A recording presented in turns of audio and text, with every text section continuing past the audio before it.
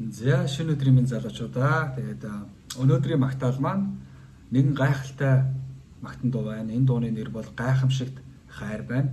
Тэгээд товчхон ярихад Гайхамшигт хайр дуу маань 1772 онд бичигдэж байжээ.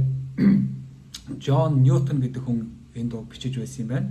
Тэгээд Джон Ньютон бол залуу наснда боолын 8 эрхэлдэг байсан.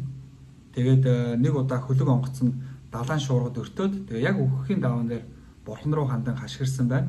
Авралыг гуйсан байна. Тэгээд далайн шуургаас амьд гараад түүнийхээ дараа итгэгч болоод тэгээд дараа нь пастор болоод тэгээд олон магтан дуу зохиосон байна.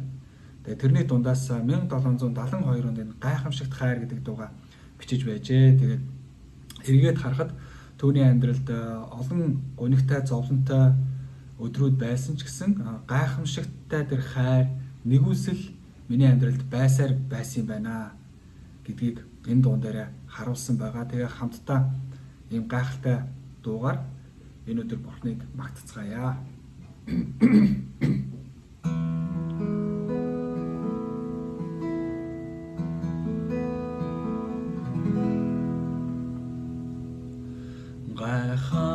Гайхамшигт хайр юутай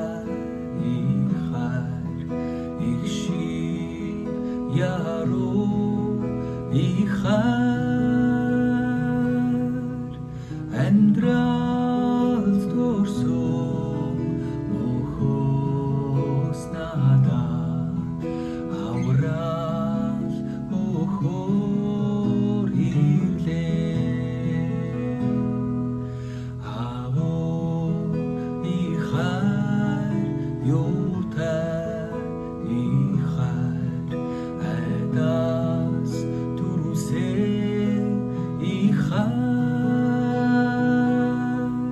итгэл өгсөн тэрний мөчи юутай үнэтэй байлаа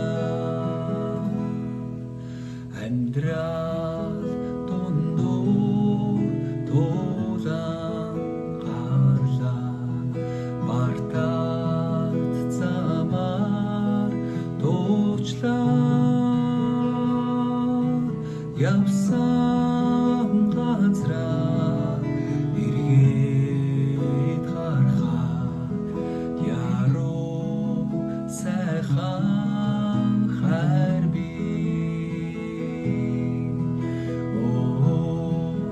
мөнхний амьдрах боловч өнөө хайр гэрэлцээ